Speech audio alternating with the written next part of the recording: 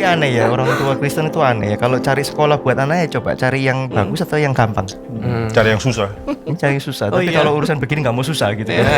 Ketika anak masih kecil atau masih remaja, tanda kutip ada dalam kontrol kita. Tapi setelah mulai kuliah, mulai ngekos, baru masalah baru muncul. Bebas daripada keluarga. Intergeneration worship yang sekarang diterapkan membawa seluruh daripada keluarga kita, termasuk anak-anak kita, untuk kembali bersama-sama beribadah kepada Tuhan. Waktu kita duduk diam dengan firman Tuhan, mereka melihat bagaimana orang tua yang menghargai firman Tuhan. Waktu menyanyi, bagaimana orang tua yang suka cita menyanyi. Itu mereka belajar daripada orang tua melalui contoh gerak-gerik. Itu penting sekali. Tapi anak saya ajak ke pasukan doa pagi, tidur. Nah, Gak lihat saya. Dijiwit anaknya. Ciwit ya.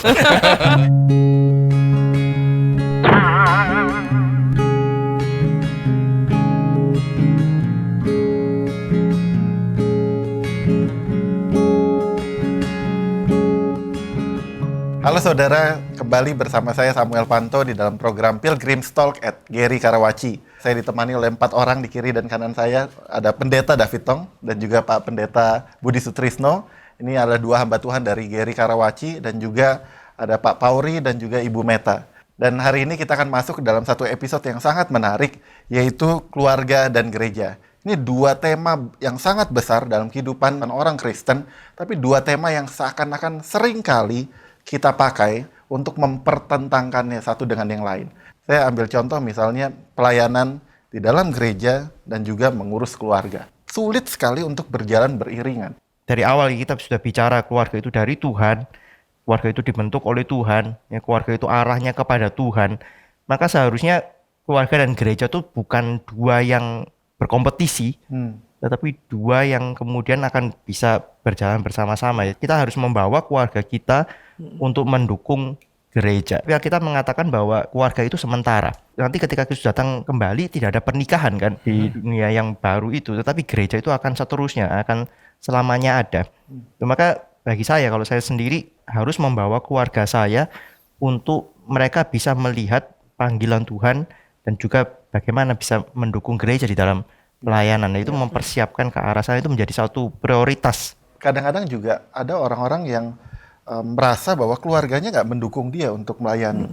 Saya jadi teringat satu ayat yang Tuhan Yesus sendiri mengatakan, jikalau seorang datang kepadaku, ia tidak membenci bapaknya, ibunya, istrinya, dan anak-anaknya, saudara-saudara laki-laki atau perempuan, bahkan nyawanya sendiri, ia tidak dapat menjadi muridku.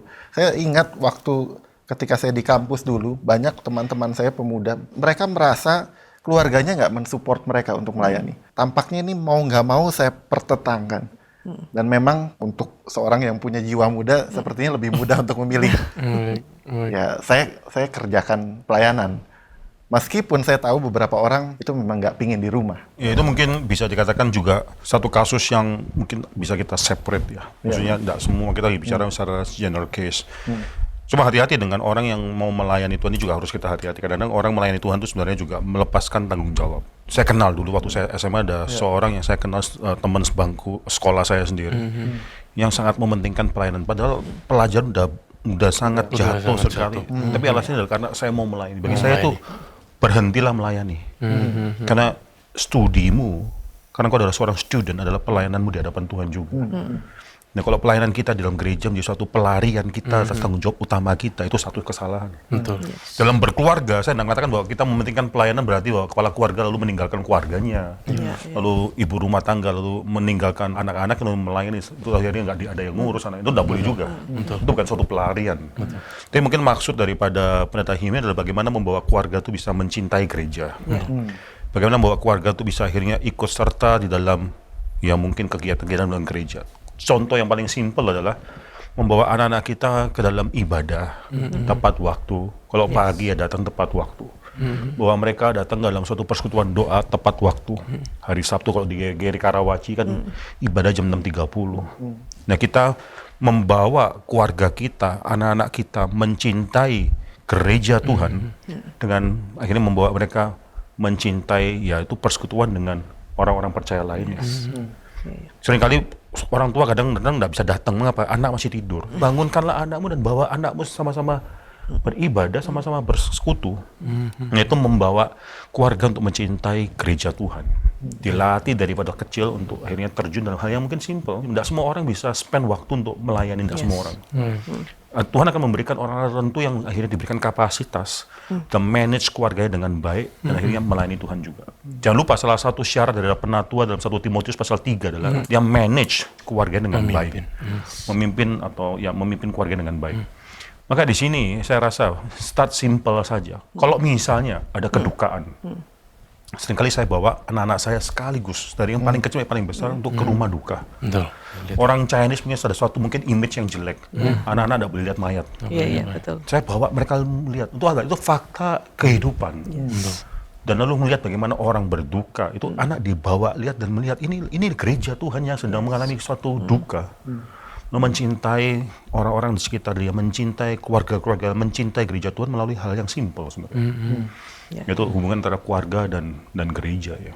Kalau di dalam pengalaman kami, dari anak-anak kami bayi, kecil, itu merupakan sesuatu hal yang sangat sulit untuk boleh membawa mereka ke gereja tepat waktu. Tetapi kerjasama yang baik antara dua belah pihak, baik suami maupun istri, itu merupakan sesuatu hal yang harus kita miliki, begitu ya. Jadi keduanya harus tetap sepadan, memiliki kesamaan visi untuk benar-benar mementingkan gereja, dan gereja adalah Kristus sendiri yang harus kita muliakan dan sembah. Nah itu terus harus kita latih.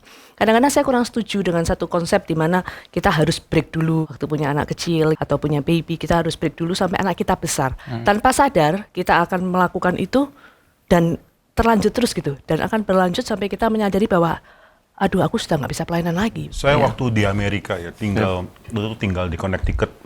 Kalau saya pelayanan di Boston, perjalanan satu kali pergi itu kira-kira 90 menit, 100 menit. Bolak-balik kira-kira 200 menit, 3 jam setengah.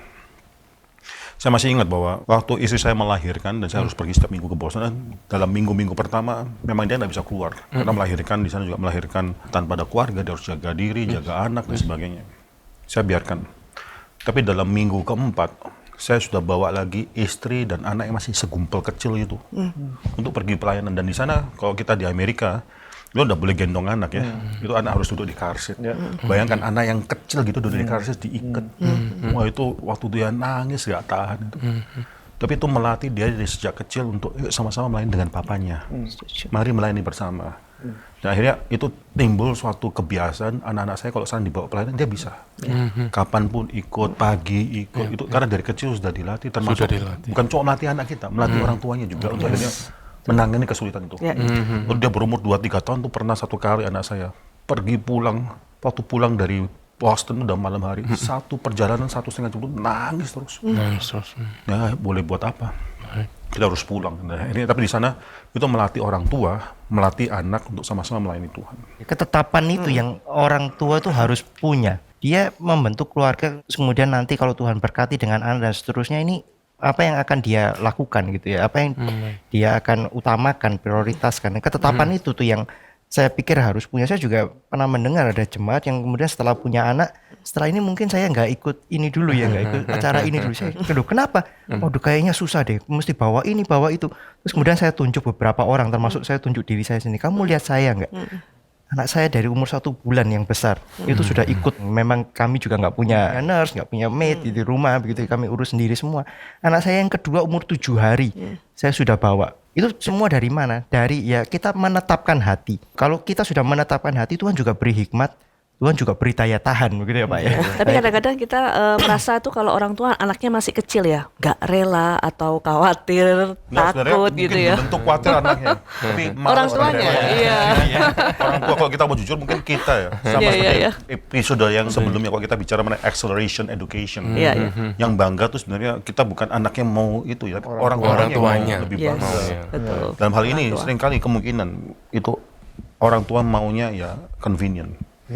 Itu apalagi kalau tidak ada pembantu. Saya juga di luar negeri nggak ada pembantu, itu repot bawa segala sesuatu, itu repot. Cuma pada akhirnya saya merasa nih pelatihan Tuhan bukan untuk anak, tapi untuk diri kita sebagai orang tua. Ya mungkin kalau untuk akhirnya sudah misalnya guru sekolah minggu sudah harus spend banyak waktu persiapan, ada anak mungkin agak impact, sangat mungkin bisa terjadi. Jadi masuk kegiatan itu mau di skip, persoalan doa di skip. Saya rasa nggak bawalah. Seperti yang intergeneration worship yang sekarang diterapkan, membawa seluruh daripada keluarga kita, termasuk anak-anak kita, untuk kembali bersama-sama beribadah kepada Tuhan. Itu kan nggak mudah pada saat anak-anak harus mendengarkan khotbah begitu ya, begitu lama, kemudian puji-pujian yang begitu menurut mereka sulit dan bahkan nggak mengerti, tapi bersyukur ada sukacita yang luar biasa begitu ya, ketika kita membawa seluruh keluarga kita untuk kembali melayani Tuhan dan berbakti. Jangan lupa, anak-anak kita tuh belajar pertama kali bukan daripada kata-kata, tapi dari perbuatan orang tuanya. Yes. Itu benar ya, anak-anak tuh Ya, nggak ya, langsung bisa mengerti kalimat, khotbah, tapi waktu kita bawa mereka untuk berdoa, mereka melihat kita berlutut, itu mereka belajar model. Contohnya kita dalam beribadah, daripada waktu kita duduk diam dengan firman Tuhan, mereka melihat bagaimana orang tua yang menghargai firman Tuhan. Waktu menyanyi, bagaimana orang tua yang sukacita menyanyi. Itu mereka waktu kecil itu belajar daripada orang tua melalui, bukan kata-kata, melalui contoh Modeling. gerak-gerik hidup. Itu penting sekali. Tapi anak saya ajak ke persekutuan doa pagi tidur, Pak. Nah, Nggak itu lihat saya. dijiwit anaknya. Ciwit ya. Dijiwit anaknya, dijiwit. Jangan anak yang jiwit bapak lagi. Mungkin yang bapaknya tidur. tidur kali. Ya itu gini loh, anak itu ada kelemahan. Baik. Jangankan anak, orang tua pun seringkali juga ada kelemahan. Yes. Cuma dalam sini kita membawa mereka untuk akhirnya dalam kelemahan tersebut harusnya bisa bergumul dan bertumbuh. Tidur kita ingetin, kita boleh tegur dia, tapi kita ingatkan dia, kamu sedang beribadah pada saat ini. Karena pembentukan karakter tuh mulai ada. Nggak Jangan mungkin nyerah, anak langsung gitu ya. dimalaikat, gitu datang langsung seneng, nggak mungkin. Ada pergumulan tuh pasti ada. Jadi itu suatu kejujuran yang memang terjadi. Karena anak saya pun masih tidur waktu persekutuan doa karena terlalu pagi atau bangun. Ya. Bangun, ini sedang doa. Kamu harus bertekun dalam Tapi memang melelahkan itu Pak David. Oh iya, juga bagi orang tuanya pun menguras seluruh emosi kita ya kadang-kadang. Tapi aneh ya, orang tua Kristen itu aneh ya. Kalau cari sekolah buat anak ya coba cari yang bagus atau yang gampang. Cari yang susah. Ini cari yang susah. Oh Tapi iya. kalau urusan begini nggak mau susah gitu ya. Nah itu dia. Fakta ya, Pak. Itu sebenarnya nanti anak akan langsung tahu, langsung dia akan bisa membedakan. Baik. Jadi sebenarnya orang tuanya itu seperti apa. Iya. Ini banyak anak-anak yang, ini kan survei-survei, studi-studi tentang banyak anak-anak yang dibesarkan dalam keluarga Kristen, kemudian ketika mereka remaja atau mereka pemuda, terus tanda kutip ya mereka meninggalkan gereja gitu ya, atau bahkan ada yang menyangkal iman dan seterusnya. Survei-survei yang seperti itu harusnya membuat kita memikirkan juga gitu ya, apa yang salah ya dengan pendidikan di rumah, di sekolah bahkan, atau juga di gereja. Jadi saya pikir salah satunya adalah karena mereka tidak melihat itu genuine gitu. Orang tuanya begitu tuh ya benar-benar ibadah begitu, benar-benar bukan cuma ritual saja setiap minggu pergi ke gereja. Apakah dia kemudian menemukan ini loh, ibadahnya orang Kristen tuh ya seperti ini, atau dia melihat ya orang-orang ini cuma pura-pura aja sebenarnya. Nah itu menjadi satu hal yang negatif justru bagi anak kita. Ini kan kita bicara mengenai keluarga yang lebih private. Lalu kalau gereja kan lebih public gitu, lebih umum ya. Satu hal di mana kita kalau mengkaitkan antara keluarga dan ibadah, itu orang tua harus bijaksana, harus bukan cuma bijaksana saja, tapi juga menjalankan prinsip hidup yang transparan. Apa yang dia hidupkan dalam keluarga, dia hidupkan juga dalam gereja. Jangan sampai dalam gereja tuh ada mungkin anak-anak daripada diaken, daripada majelis, daripada penatua yang akhirnya kesel dengan orang tuanya sendiri. Ini saya pernah dengar daripada murid seorang remaja juga yang akhirnya ada kemarahan terhadap orang tuanya. Mengapa? Karena dia lihat orang tuanya di rumah dan di gereja tuh berbeda. Di gereja doanya indah, di rumah menghidupi keluarga yang mungkin tidak indah. Di gereja dipercaya pelayanan, di rumah berantakan, tidak mau melayani keluarganya sendiri. Maka penting sekali saya rasa mengkaitkan antara keluarga dan gereja, itu juga pelatihan bagi orang tua untuk berani menjalankan hidup private dan publiknya itu secara konsisten. Secara konsisten. Ada orang yang kalau disuruh doa di publik, bagus doanya. Rangkaian kata-katanya bagus. Tapi di rumah disuruh doa bersama-sama dengan istrinya susah. Ini dikotomi. Yes. Makanya kita menguji kesetiaan kita mengikuti Tuhan, menguji transparansi kita, konsistensi kita dengan apa? Melihat dua hal ini harus dipertahankan menurut saya. Kalau menurut Pak Pauri apa nih Pak tantangan terbesar remaja untuk dibawa melihat gereja itu sebagai sesuatu hal yang sangat penting? Anaknya kan dari remaja kan Pak Pauri ya. Ya, kembali lagi kita harus kembali ke kitanya sebagai orang tua. Ya, kita sebagai figur yang dilihat mereka. Saya setuju tadi yang dikatakan Pendeta Budi, harus menetapkan hati. Jadi ini bermula dari cek diri kita deh, cek hati kita ya. Di hadapan Tuhan yang Maha Tahu, yang menyelidiki hati kita. Set the priority. Prioritas kita dalam hidup ini apa? Kita ke gereja ini untuk apa? Ritual yang kita jalankan setiap minggu harus ke gereja, setelah itu hura-hura dan seakan-akan kayak mencuci dosa, setelah itu kita bebas gitu. Jadi kalau itu beres dan kita tahu bahwa ya kita bukan semacam jatuh di dalam satu ekstrim gitu ya, kayak tadi ke gereja kemudian full ke gereja kemudian kita telantaran yang lain, ini menjadi satu hal yang tidak boleh, ya kan. Tuhan juga tidak berkenan di sana dan kita menjadi batu sandungan di sana. Tapi ya kita cek diri kita gitu loh, kita di hadapan siapa gitu loh, kita di hadapan Tuhan yang maha tahu akan apa yang kamu bakal pikirkan, belum kamu katakan, Tuhan sudah tahu gitu loh. Ke gereja menghadap siapa gitu ya, dari cara kita berpakaian, dari cara kita datang tepat waktu, dari cara kita ya sekali lagi menghargai atau menghormati coram Deo di hadapan Tuhan, itu sungguh satu yang indah, dan itu yang kita tularkan kepada anak-anak kita, bahwa mereka sebagai gerbong kita yang harus ikut kita menikmatin Tuhan yang begitu joyful itu dan sungguh nyata di dalam keberadaan gereja gitu loh. Ini topik mengenai gereja ya, suatu hari kita mungkin bisa bicara mengenai seri gereja. Mengapa kita bicara mengenai pilgrim yang sedang melalui dunia ini yang sementara. Lalu kita bicara dalam episode-episode yang sebelumnya dalam seri yang pertama mengenai already dan not yet. Mengenai bahwa kita itu adalah menikmati kerajaan Allah yang sudah datang dan yang juga akan datang. Tapi apa sih bentuk real daripada kerajaan Tuhan itu apa? Itu penting. Itu pentingnya the visible church itu sangat penting sekali. Itu gereja yang kelihatan. Jangan kalau kita berpikir kita sudah dipersatukan dalam gereja, tubuh yang universal, tubuh Kristus yang universal, the universal church, tapi tanpa melihat kepentingan dan keindahan daripada the visible church, di mana itu adalah bukti penyertaan kerajaan Tuhan yang already dan not yet ini. Ada pergumulan dosa, ada pengharapan, kita sudah bicara berkali-kali. Nah, itu kalau kita bawa keluarga kita untuk melihat ini loh, pernyataan kerajaan Tuhan dalam dunia pada saat ini. Mereka perspektifnya akan berubah. Mereka harus mencintai. Kalau enggak ya, jangan sampai kita jadi orang tua yang akhirnya suka mencintai gereja, melayan dalam gereja, tapi generasi kedua kita pergi daripada gereja.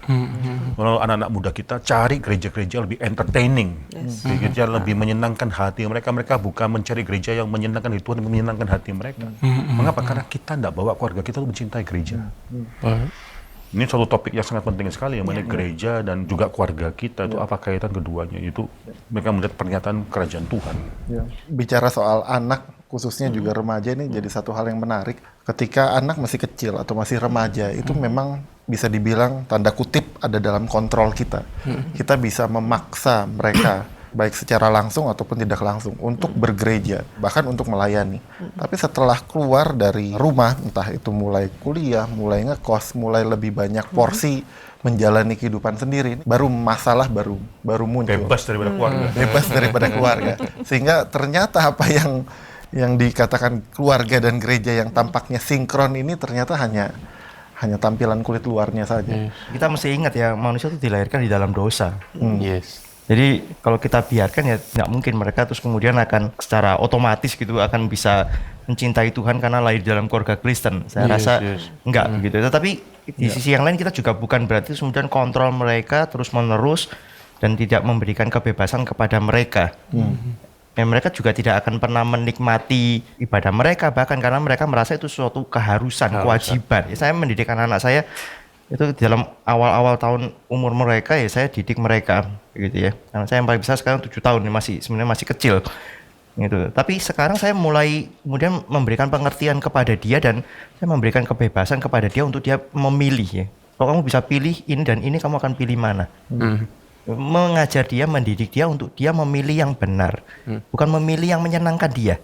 Kemudian saya jelaskan konsekuensinya. Coba kamu pikir kalau kamu pilih ini maka dampaknya ini. Kalau kamu pilih ini maka dampaknya ini. Kedepannya saya berharap mereka kemudian nggak usah digituin pun mereka akan tahu gitu ya. Hati-hati ya orang tua kalau terus paksa anak, akibatnya malah bisa kebalikannya. Gitu. Anak itu akan berontak dan seterusnya. Saya pribadi pelayanan di remaja di GRI Karawaci, seringkali ada orang tua yang tiba-tiba datang ke pembina remaja mengatakan, saya nyerah sama anak saya. Pak, tolong bantu saya. Gitu. Sepertinya jadi jalan keluar, jadi exit clause bagi para orang tua. Langsung suruh ketemu Pak David. Konseling orang tuanya dulu. Sebelum remajanya orang tua. Iya. Ini terjadi ya, seringkali ya problem waktu kita mendidik anak itu seringkali dimulai bukan dari anaknya, tapi dari orang tuanya. Ini tiba-tiba kita bicara mengenai pendidikan anak lagi. Saya pernah mengenal juga di jemaat yang ternyata waktu mendidik anak demikian sulit karena orang tuanya overprotective misalnya, sangat melindungi, sangat mementingkan bagaimana anaknya itu seakan dirugikan karena diuntungkan. Itu sangat menghitungkan segala sesuatu. Ini diperbuat, ada orang yang lain yang memperlakukan dia jahat lah atau sebagainya. Dia sangat overprotective sekali. Di sini ya itu kesulitan, di mana yang harus dikonseling seharusnya orang tua gitu lebih dahulu. Banyak sekali problem dalam keluarga. Itu bukan masalah anaknya saja. Anaknya itu bisa ada problem karena keluarganya, orang tuanya berproblem. Nah ini pentingnya, ini dalam kaitan dari keluarga dan gereja adalah pentingnya keluarga itu akhirnya ada sparing partner dengan keluarga lain. Coba saya ajak kita baca satu bagian Alkitab ya, di dalam kitab Ibrani ya. Ibrani pasal yang ke-3, ke-4. Ini kan kita di GRI Karawaci kita sudah cukup lama eksposisi kitab Ibrani ya. Pasal 3, 12 misalnya. Waspadalah hai saudara-saudara supaya di antara kamu jangan terdapat orang yang hatinya jahat yang tidak percaya oleh karena ia murtad daripada Allah yang hidup. Ini mengapa penting? Karena yang diajak pertama adalah waspadalah, itu adalah suatu perintah plural pada semua orang, hai saudara-saudara. Supaya di antara kamu jangan terdapat satu orang. Ayat 13, tetapi nasihatilah seorang akan yang lain. Ini ajakan kepada semua dalam congregation, dalam satu jemaat Tuhan. Menasihati seorang akan yang lain setiap hari. Dan supaya jangan ada di antara kamu yang menjadi tegar hatinya karena tipu daya dosa. Jadi semua diajak untuk memperhatikan supaya apa? Supaya jangan ada satu orang yang akhirnya tegar hati. Nah bagi saya ini menarik ayat 13 ya, itu dikatakan tetapi nasihatilah dalam bahasa Greka yang asli ya, itu mengatakan itu seperti kayak saling memanggil satu dengan yang lain dan saling sedang berjalan bersamaan. Jadi saling saut-sautan demikian. Di sini penting dari keluarga tuh berinteraksi dengan keluarga lain dalam suatu gereja. Kita bukan dipanggil sebagai pilgrim sendirian pertama. Kita dipanggil menjadi suatu pilgrim dengan keluarga. Tapi bukan cuma keluarga kita yang pilgrim. Kita juga dipanggil dengan bersama-sama menjalani hidup mengembara ini. Itu dengan keluarga yang lainnya juga. Lalu di dalam gereja adalah satu saudara kita. Keluarga saling menguatkan keluarga yang lain, saling menasihati satu dengan yang lainnya, saling memperhatikan supaya jangan sampai satu komunitas akhirnya yang kehilangan. Ini penting. Di gereja ya seringkali kita memiliki suatu tendensi yang salah, di mana kita mau orang lain lihat kita tuh keluarganya baik. Ada orang yang sudah bergumul sampai nangis, lalu ngomong sama saya tidak mau kasih tahu sama semua orang lain karena saya malu. Mau apa yang mau dipertahankan? Kita mau sedang tonjolkan apa dalam gereja? Kebaikan kita kah? Keunggulan kita kah? Atau belas kasihan Tuhan atas diri kita? Tentu dalam gereja harus dilatih juga. Ada gereja seringkali ketika orang udah cerita, lo jadi bahan gosip. Itu dosa besar. Itu harus salah satu dosa yang besar adalah dosa gosip dalam gereja. Jadi penting juga bagi keluarga untuk akhirnya melihat bahwa ini adalah keluarga Tuhan yang Tuhan berikan untuk menguatkan aku. Jadi aku harus share hidupku pada orang-orang yang dipercaya tentunya, supaya apa? Supaya saling bisa memperhatikan. Kalau enggak ya kita berjuang sendiri loh.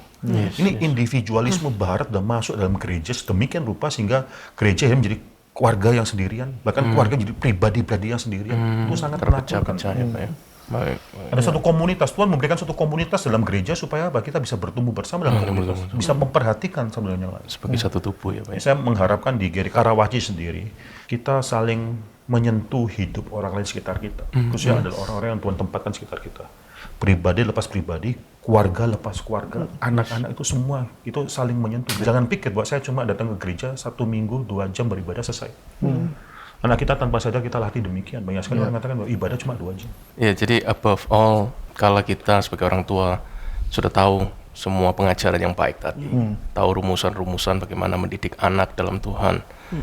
Tapi tadi Pak Samuel mengatakan waktu remaja banyak orang tua yang akhirnya give up dan sampai harus mengatakan saya nyerah sama anak saya karena hal-hal yang unpredictable itu. Ya, karena ya sekali lagi natur yang sudah jatuh dalam dosa, kecenderungan menjadi perusak itu ada. Apakah menjamin orang tua yang baik itu menghasilkan anak yang baik? Ya, kalau itu terjadi memang kita harus bersyukur, itu anugerah. Ya.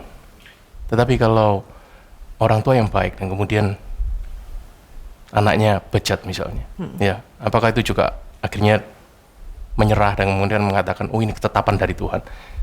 Jadi maksud saya kita sebagai orang tua juga punya peran untuk membawa anak-anak itu juga harus takut akan Tuhan. Tetapi orang tua yang punya anak yang baik juga tidak boleh sombong, karena semuanya ini cuma satu, karena anugerah saja. Kita mungkin Mengerjakan nggak pernah semua. tahu ya anak kita setelah dididik 10 tahun lagi, 20 tahun jadi apa ya. Cuma itu kalau anak kita sudah dewasa, ya pada akhirnya dia tanggung jawab sama Tuhan. Yes. Itu adalah satu pribadi yang utuh dan bertanggung jawab di depan Tuhan. Tapi walaupun kita tidak tahu, kita melakukan yang harus kita lakukan. Sisa kita serahkan kepada Tuhan. Saya percaya mungkin saja orang tua yang mengajar baik, lalu orang anaknya mungkin memberontak, itu bisa itu semua belas kasihan Tuhan kan? Belas kasihan Tuhan, Pak. Tapi saya percaya itu lebih baik daripada kalau kita tidak mengajar anak tersebut. Iya. Tetap ada suatu berkat daripada Tuhan yang akan Tuhan berikan kalau kita benar-benar menerapkan firman Tuhan dalam hidup dia. Sisanya nanti dia harus bertanggung jawab kepada Tuhan. Nggak mungkin setiap saat seumur hidup tanggung jawab kita. Nggak. Pada akhirnya dia benar-benar harus menjalankan hidup ke orang Deo di hadapan Tuhan. Mungkin di akhir seri ini saya boleh minta Pendeta David Tong untuk boleh menutup dalam doa.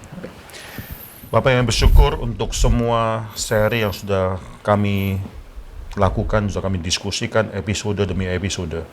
Sekarang kami semua tempat ini berdoa untuk semua pemirsa yang ada di rumah, mendengarkan, mengikuti. Kami berdoa khususnya untuk pergumulan hidup mereka masing-masing. Ya Tuhan, kami adalah seorang pengembara dalam dunia yang sementara ini. Kami bersyukur walaupun ada suatu kesulitan hidup, ada pergumulan hidup, tapi kami adalah orang yang tidak lagi hidup terikat dengan dunia ini, terikat dengan dosa. Ada suatu pengharapan yang Tuhan berikan pada kami.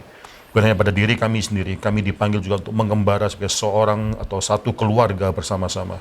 Ada pasangan hidup kami, ada anak-anak kami. Di antara pemirsa pada saat ini mungkin ada orang yang sedang bergumul, ada orang yang sedang menangis di hadapan Tuhan menghadapi problema-problema keluarga. Ya Tuhan, memang inilah fakta seorang pengembara yang masih bisa mengalami pergumulan hidup. Masih bisa ada pergumulan terhadap dosa, pergumulan terhadap segala sesuatu. Tapi kami di tempat ini, hamba-Mu juga mendoakan supaya belas kasihan Tuhan turun kepada pribadi lepas pribadi, keluarga lepas keluarga.